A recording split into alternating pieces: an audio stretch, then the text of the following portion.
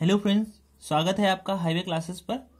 आज हम लोग फिर से बात करेंगे मेंसुरेशन के नेक्स्ट पार्ट पर, जिसमें हम लोग पीछे स्क्वायर सीखा है, आयत सीखा है, रेक्टेंगल हमने सीखा है और उसके रिलेटेड जितने भी क्वेश्चन टाइप बन सकते थे वो सारे टाइप हमने डिस्कस किए 35 तक। फिर हमने यहाँ पर हमने फिर उसको वृत्त में देखा। अब हम लोग वृत्त के कुछ कॉन्सेप्ट देखेंगे।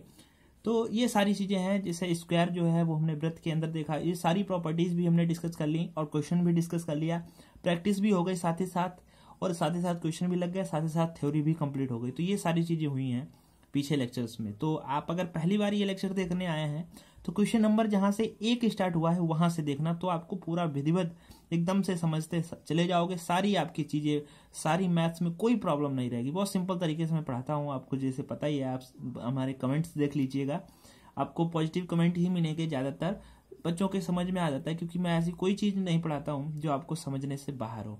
ठीक है, तो पहली बार आए हैं तो हमारे चैनल को जरूर सब्सक्राइब करें। अगर रेगुलर हमारे हैं तो बहुत बहुत धन्यवाद। आइए देखते हैं पहला क्वेश्चन। एक वृत्त की त्रिज्या 3 गुनी करने से उसकी परिधि अपने पूर्व परिधि से कितना गुना हो जाएगा। ये कॉन्सेप्ट है, ये आपको समझना है। देखो, बात कर लें, जैसे ये एक स्टैंप है, ये पूरा वृत्त टाइप में बना हुआ है ना, ऐसे। ये वृत्त है और इसको हम लोग वृत्त की त्रिज्या कहते हैं आर। यहाँ पर ओ सेंटर होता है, ये वृत्त की त्रिज्या है। और सेम यहीं पर ये भी कर दें तो इधर भी वृत्त की त्रिज्या हो गई। तो यहाँ से इस वाले पॉइंट तक ओ तक, और ओ से इधर तक, यहाँ ए और बी, ए ओ और ओ बी दोनों बराबर होंगे क्योंकि वृत्त की त्रिज्याएं हैं। चाहे तो आप इधर मिला दीजिए तब भी बराबर होंगे। तो ये वाला आर और ये वाला आर तो बना जाकर 2r, और इस 2r को हम लोग क्या कहते हैं? व्यास कहते हैं। क्या कहते हैं? व्यास। इसीलिए कहा जाता है जो त्रिज्या होती है वो व्यास की आधी होती है। कैसे पता चला? ये 2 से हम लोग भाग कर देंगे तब जाकर आपकी रेडियस निकलेगी। जो त्रिज्या होती है वो क्या होती है? व्यास का आधा। जैसे अगर सवाल में कहा जाए कि एक वृत्त का व्यास 10 सेंटीमीटर है तो समझ लेना उसकी त्रिज्या जो है वो 5 सेंटीमीटर है। कहा जाए एक वृत्त का व्यास 14 सेंटीमीटर है तो समझ लेना उस व्यास की जो त्रिज्या है वो 14 सेंटीमीटर, जो सॉरी कहाँ रहे हो, ठीक है। तो यहां पर आप देख रहे हैं, ओहो ठीक है, 14 से हम लोग 14 को 2 से डिवाइड कर लेंगे तो यहां पर आ जाएगा 7 सेंटीमीटर। तो त्रिज्या कितनी हो गई? 7। हम लोग इस सवाल पे देखते हैं। तो ये पहला बात है। और अगर इसकी अगर आपको परिधि बतानी हो, वृत्त की परिधि क्या होती है? 2πr, ये परिधि है। परिधि मतलब समझते हैं, परिमाप जैसे कहा जाता है, जैसे यहां से चले वहीं पर पहुंच जाए तो वो परिधि कहलाती है। और इसका क्षेत्रफल क्या होता है, जो कि आपको पता है सारी बातें। 3 बातें ध्यान रखनी है। पहली तो बात ये है, परिधि 2πr, क्षेत्रफल πr², और व्यास का आधा जो होता है वो त्रिज्या होती है। ठीक है। अगर आपको वृत्त का चाहे तो परिधि निकालना हो, क्षेत्रफल निकालना हो, कुछ भी निकालना हो, तो सब पता क्या होना चाहिए? हमको त्रिज्या पता होना चाहिए। त्रिज्या हम लोग निकालेंगे तो वृत्त की सारी चीजें निकल आएंगी। इसी से बात है। चलिए देखते हैं क्वेश्चन क्या कह रहा है। एक वृत्त की त्रिज्या 3 गुनी करने से उसकी परिधि अपनी पूर्व परिधि से कितना गुना हो जाएगा। तो ये सवाल है, आप समझ चुके होंगे। मैं आपको एक बार प्रोसेस समझा देता हूं। जैसे कोई एक वृत्त है, इसकी त्रिज्या r है, तो इसकी परिधि क्या होगी? 2πr। ये इसकी परिधि होगी। क्या परिधि होगी? 2πr। कह रहे हैं कि त्रिज्या जो है उन्हें 3 गुनी कर दी, तो उसकी परिधि अपनी पूर्व परिधि से कितनी गुनी है? अब त्रिज्या जो है उसने 3 गुना कर दिया है, त्रिज्या 3 गुना। तो यहां पर त्रिज्या कितना होगा? 3r हो गया। तो इसकी परिधि क्या होगी? 2π, और r की जगह पर त्रिज्या कितनी हो गई? 3r। तो हम लोग यहाँ पर क्या लिखेंगे? 3r। तो 3 गुणे 2, 3 दूनी 6 πr भाई, 3 दूनी 6 पाई, और ये वाला r। कह रहे हैं तो उसकी जो परिधि है अपनी पूर्व परिधि से कितना गुना है? तो ये पहले तो कितनी थी? 2πr, अब कितनी है? 6πr। तो इसका कितना गुना है? ये 3 गुना। 6 गुना नहीं है, ध्यान से देखना। जब आप इसमें 3 से गुना करोगे तो 3 दूनी 6πr² हो जाएगा।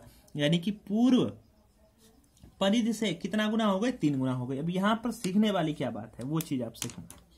देखो, चाहे तो आप वृत्त की त्रिज्या को 3 गुना करो, चाहे तो परिधि को 3 गुना करो, बात एक ही है। देखो, इन्होंने त्रिज्या थी r और त्रिज्या कितनी हो गई 3r, इन्होंने त्रिज्या को 3 गुना किया तो ऑटोमेटिक ही परिधि भी 3 गुना ही हो गई। कितने गुना हो गए, 3 गुना। चाहे तो ये कहें परिधि 3 गुना हो गई, चाहे तो कहें त्रिज्या 3 गुना हो गई, तो दोनों एक ही बातें हैं। अगर आप त्रिज्या को 3 गुना करोगे तो परिधि भी 3 गुना हो जाएगी, चाहे तो आप परिधि को 3 गुना करोगे तो त्रिज्या भी 3 गुनी हो जाएगी। ये बात आप समझ चुके होंगे। हम लोगों ने देखा कि त्रिज्या 3 गुनी की गई, लेकिन यहाँ पर आप देख रहे हैं कि परिधि भी 3 गुनी हो गई। इसका मतलब अगर हम परिधि को 3 गुना करेंगे तो ऑटोमेटिक ही त्रिज्या भी 3 गुनी हो जाएगी। कहीं कहीं पर यह सोचने वाली बात होती है, तो आप समझ सकते हैं। नेक्स्ट क्वेश्चन हम लोग देखते हैं।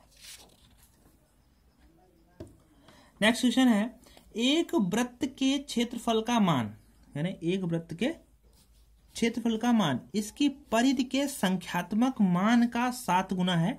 वृत्त की परिधि कितनी है? कह रहे हैं जो एक वृत्त का क्षेत्रफल है, तो वृत्त का क्षेत्रफल क्या होता है, पाई आर स्क्वायर होता है।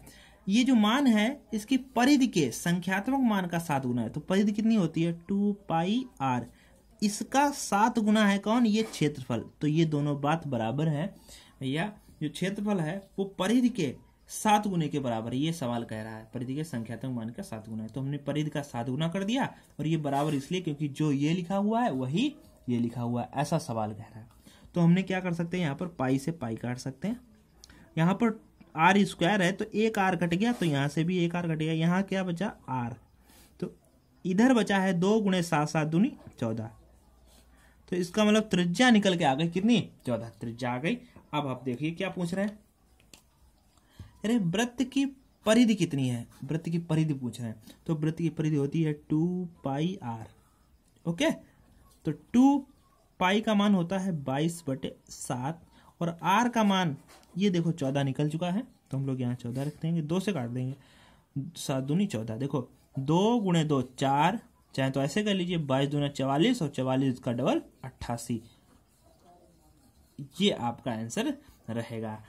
यहाँ पर इकाई में आएगा आंसर, इकाई मतलब यूनिट, 88 यूनिट, क्योंकि यहाँ पर आप देख रहे हैं किसी कोई ना सेंटीमीटर है ना मीटर है, तो वो यूनिट जो है वो कट जाती हैं। तो यहाँ पर जब दिया नहीं गया तो हम लोग यूनिट लिख सकते हैं, इकाई लिख सकते हैं, यानी कि 88 इकाई है, चाहे सेंटीमीटर में हो या मीटर में हो, इससे कोई फर्क नहीं पड़ता है। समझ में आएगा, सिंपल क्वेश्चन है। अगर आप सारी प्रमेय थ्योरम जानते हैं तो इसके सवाल बहुत आसान होते हैं, आप तुरंत लगा दोगे, आपका पूरा नंबर मिलेगा। चलिए नेक्स्ट क्वेश्चन देखते हैं। नेक्स्ट क्वेश्चन कुछ इस प्रकार से है, एक वृत्त की परिधि एवं त्रिज्या में 37 सेंटीमीटर का अंतर है। देखो यहाँ पर सेंटीमीटर दिया गया है, उन्होंने सवाल में क्या कहा कि एक वृत्त की परिधि, तो परिधि वृत्त की क्या होती है आपको पता चल गया है 2 पाई आर, ठीक है, और एवं त्रिज्या में परिधि और त्रिज्या में 37 का अंतर है। तो भैया हमने 37 का अंतर कर दिया, हमने कहा परिधि में और त्रिज्या में 37 का अंतर है, तो ठीक है।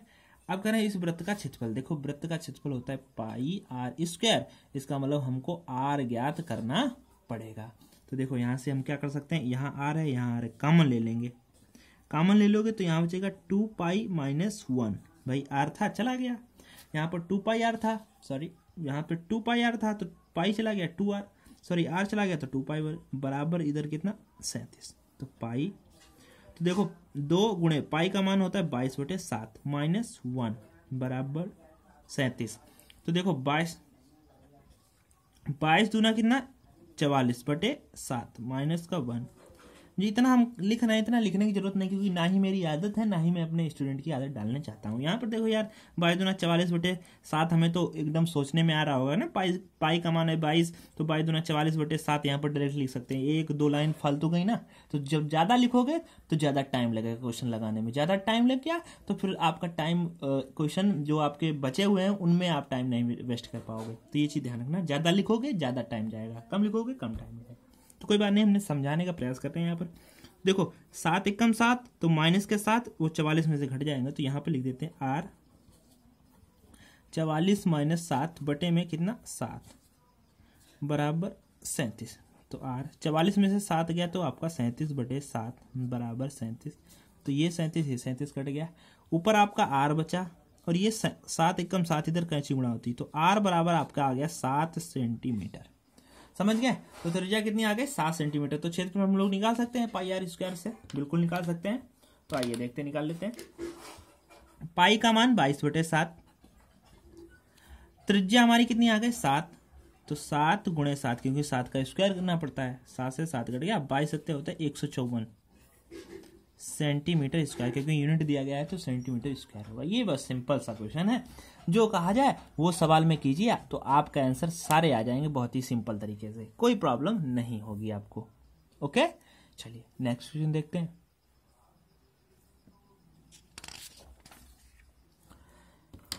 नेक्स्ट क्वेश्चन पढ़ते हैं। किसी वृत्त की त्रिज्या में 30% की कमी करने पर इसके क्षेत्रफल में कितने प्रतिशत की कमी आएगी? ये सवाल है, ध्यान रखना, कई बार ऐसे सवाल पूछे जाते हैं। 30% की वृद्धि कर देंगे, नहीं तो 30% की कमी कर देंगे, कुछ भी कर देंगे। तो देखो मान चलते हैं कि भाई यहाँ पर हमारा एक वृत्त होगा, ये इसकी त्रिज्या होगी r, तो पूछ रहे हैं कि क्षेत्रफल में कितने % की। देखो इसकी त्रिज्या r है तो इसका क्षेत्रफल होगा पाई आर स्क्वायर। और दूसरा कह रहे हैं कि अगर हम इसकी त्रिज्या में 30% की कमी कर दें तो त्रिज्या भी है कितनी? r है। 30% की कमी कर दो तो कितना % रह जाएगा? 70% रह जाएगा। परसेंट हटा के हम लोग 100 लगाते हैं, इतना चीज ध्यान रखेंगे। 0 0 कट गया, यानी कि त्रिज्या बची कितनी? 7r/10, ये त्रिज्या बची। तो हम लोग यहाँ लिख सकते हैं 7r/10, ये त्रिज्या बची। तो इसका क्षेत्रफल क्या हो जाएगा? पाई आर स्क्वायर, r की जगह पे क्या लिखेंगे? 7r/10, 7r/10 का स्क्वायर। तो पाई 7 का वर्ग होता है 49 और r का वर्ग हो जाएगा तो r स्क्वायर बटे में 10 का भी वर्ग होगा 100। तो हम लोग इसको ऐसे लिख सकते हैं 49 बटे में, भाई 49 बटे में 100, और इधर ये पाई और ये r स्क्वायर, यानी कि इतना क्षेत्रफल हो रहा है। तो कह रहे हैं कितने % की कमी हुई, तो हम लोग कमी कैसे जानते हैं? देखो कमी को हम लोग कैसे जानेंगे? देखो यहाँ वैल्यू 8 थी, 5 हो गई। अगर हम आपसे पूछे कितने की कमी हुई तो आप कहेंगे सर जी 3 की हुई। लेकिन हम आपसे पूछेंगे 3 की कमी कैसे हुई, तो आप कहेंगे भाई घटाने पे हमें पता चलेगा 3 की कमी हुई। तो 8 में से 5 घटाए तभी तो पता चला 3 की कमी हुई। तो हमें क्षेत्रफल में कितने % की कमी हुई ये जानना है, तो हम पहले वाले में से घटाएं, पाई आर स्क्वायर में से घटाएं कितना? 49 पाई आर स्क्वायर बटे 100। जब ये हम लोग घटाएंगे तो पता चल जाएगा कितने की कमी हुई। तो 100 एकम 100 पाई आर स्क्वायर, और 100 पाई आर स्क्वायर में से माइनस के 49 घट जाएंगे तो बचेगा आपका 51 पाई आर स्क्वायर बटे 100। इतने की कमी हुई। तो हम कहेंगे कितने पर हुई, भाई कितने पर हुई अगर प्रतिशत में निकालना है तो प्रारंभिक वैल्यू लिखते हैं, ये चीज हम बता भी चुके हैं। आगे गुणे हम 100 लगाएंगे तो पाई आर स्क्वायर ये 100 से 100 कट जाएगा तो बचा कितना? 51% की कमी हुई। कितने की कमी हुई? 51% की। एक तरीका और है, देखो क्षेत्रफल से रिलेटेड जो भी सवाल पूछे जाए, ये देखो क्षेत्रफल है ना, क्षेत्रफल से रिलेटेड जो भी सवाल पूछा जाए तो उसमें आप ये फार्मूला लगा देना। ये फार्मूला हम आपको समझा चुके हैं, आयत में वर्ग में दोनों में समझा चुके हैं, इसमें भी यही लग जाएगा। अब जो वैल्यू कहा जाए उसको देखो, क्षेत्रफल में जो वैल्यू है ना, एक स्क्वायर था, हमने कहा वर्ग में 10% की कमी करने पर तो ये -10 दो बार लिखना पड़ता था, लेकिन कहा एक ही बार जाता था। लेकिन आयत में लंबाई चौड़ाई अलग होती है तो वो चीज हमको 2 बार कही जाती है कि लंबाई में 10% की कमी करने पर चौड़ाई में भी 10%। लेकिन अगर वर्ग की बात करोगे तो वो एक ही बार कहेगा वर्ग की भुजा में 10% की कमी करने पर। इसी प्रकार यहाँ त्रिज्या भी एक ही होती है तो ये एक ही बार कहेगा 30% की कमी करने पर। इसका मतलब लिखना तो हमें 2 बार पड़ेगा। जैसे देखो -30, भैया 30% कमी कर रहे हैं, इसका मतलब माइनस का साइन लगाएंगे, तो फिर माइनस का लगाएंगे -30, समझ गए। और हमने कहा था माइनस प्लस, इन दोनों की गुणा, जो यहाँ पर साइन हो इन दोनों की गुणा यहाँ पर लिखा जाता है, इतना ध्यान रखना। और इन्हीं दोनों वैल्यू को 3 × 30, इन्हीं दोनों वैल्यू को देखो x y/100 है, बटे में कितना 100। देखो -30 तो ये माइनस के 60 लिखे जाएंगे, जुड़ जाएंगे, लेकिन साइन माइनस का ही रहेगा। तो ये वाला प्लस 2 0 ही कट जाएंगे, 3 3 9।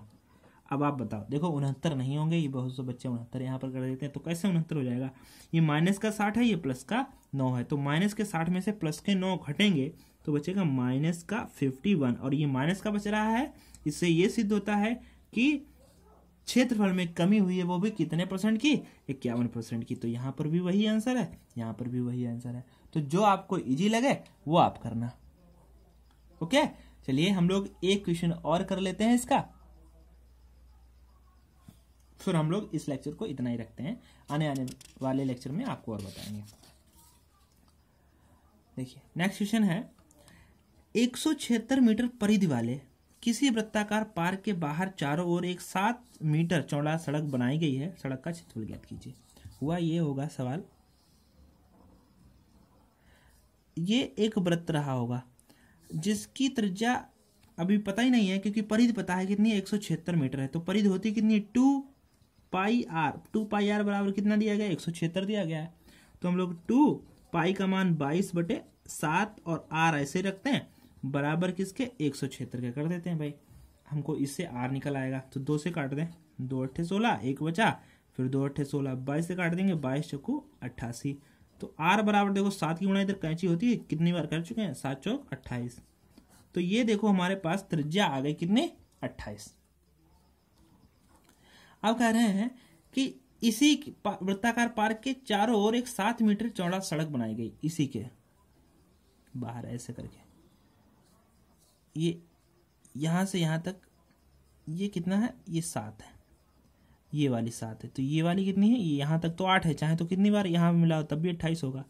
कह रहे इस वाले का क्षेत्रफल बताना है। तो कैसे निकलेगा, पूरे का निकाल कर और इस छोटे वाले का घटा दें तो आ जाएगा। देखो पूरे का कैसे निकालेंगे, pi R square minus pi R square, दोनों वृत्त हैं, क्षेत्रफल तो वही रहता है पाई आर स्क्वायर, लेकिन हमने त्रिज्या यहाँ पर बड़ी ली है, यहाँ पर छोटी ली है। देखो बड़ी त्रिज्या कितनी हो जाएगी, 7 तो ये और 28 ये, भैया 28 ये, और इसी के आगे बढ़ेंगे तो 7 ये है, ये वाली 7 मीटर चौड़ा है ना, तो 7 ये 28 है, 28 और 7 35। तो हम लोग लिखेंगे यहाँ पर पाई, और पाई कॉमन ले लेते हैं तो यहाँ बचेगा 35 का स्क्वायर, माइनस पाई यहाँ से भी गई, ये छोटी वाली त्रिज्या तो 28 ही है, तो यहाँ पर हम लोग लिखेंगे 28 का।